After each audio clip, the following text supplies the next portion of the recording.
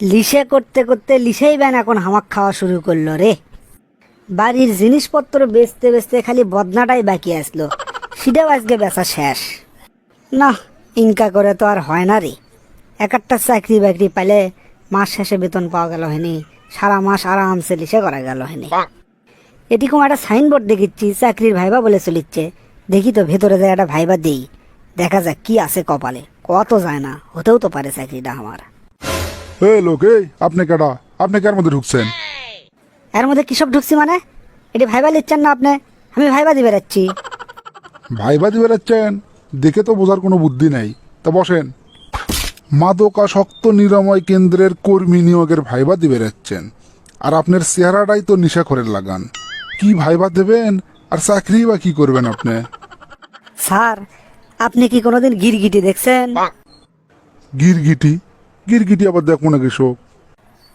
গিরগিটি যে মিনিটে মিনিটে শরীরের রং বদলায়, কি কারণে বদলায় খবর পাবেন?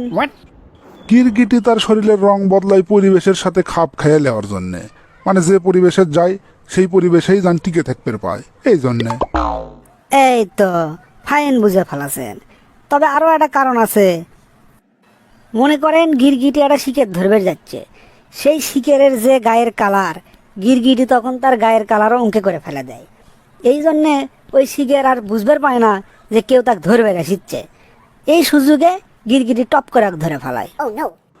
তা না হয় বুঝনু, তা সেই গিরগিটির সাথে আপনার ড্রেস আপের কি সম্পর্ক? আপনি আছেন একটা চাকরির ভাইবা দিবের। আপনি একটা বড় সড় মাপের অফিসার, হয়তো এই প্রতিষ্ঠানের আপনি প্রধান হবেন, তা আপনার মাথাতে এই বুদ্ধি কোনা নাই? মনে করেন এটি আমি কোটটাই পরে আসলো, তা আপনার এটি যে মদারুগুলো আছে, যে লিশেখরগুলো আছে, আমার কোটটাই পরা দেখে পয়লাতি তো আমাকে শত্রু ভাববি। অগের সাথে ঠিক মতো না মিশপের পারলে এমনও হতে পারে ওরা এসে আমাকে মারলো, আর চিকিৎসাই বা ক্যাঙ্কারে হবি তাহলে অগেরে কন। আর ওরা জিঙ্কা ড্রেস আপ করে আছে, আমি যদি সিংকে ড্রেস আপ করে অগের সামনে যাই, ওরা আমাকে নিজের লোক ভাববি, আমি যেটা কম সেটা ওরা শুনবি, তাহলে তো তাড়াতাড়ি অগর ভালো করা যাবি। বাবা, আপনার মাথাতে এত বুদ্ধি, শুনে তো ফাইন লাগলো। চাকরিটা মানে হয়ে যায় আমার রে, স্যার কুমার সেই খুশি হসে। তা ভাইবা যখন দিবে যাচ্ছেন, কিছু প্রশ্নের উত্তর তো দেওয়াই লাগবি, কি কন? আপনার নাম কোনা কি? আমার নাম হলো স্যার মদ অন। মদ অন? এটা আবার ক্যাঙ্কা নাম? যাক যাক, আপনার দৃষ্টিতে কোন পাখি সবচেয়ে সুন্দর? আমার দৃষ্টিতে সবচেয়ে সুন্দর পাখি হলো মদ অন টেক। শালা মনে হয় পাক্কা মদারুরি। মদ ছাড়া তো দেখি চেয়ার মকত কিছুই আসিচ্ছে না। আচ্ছা, বগুড়া জেলার তো অনেকগুলো বড় বড় মেলা লাগে, কোন মেলাটা আপনার সবচেয়ে পছন্দের? বগুড়ার মধ্যে আমার সবচেয়ে পছন্দের মেলা হচ্ছে মহাস্থানের বৈশাখী মেলা। ওটি দেশ বিদেশ থেকে আমার লাগান মেলা লোকের মিলন মেলা হয়। তাই? বেশ ফাইন। তা আপনার গ্রামের নামটা কি?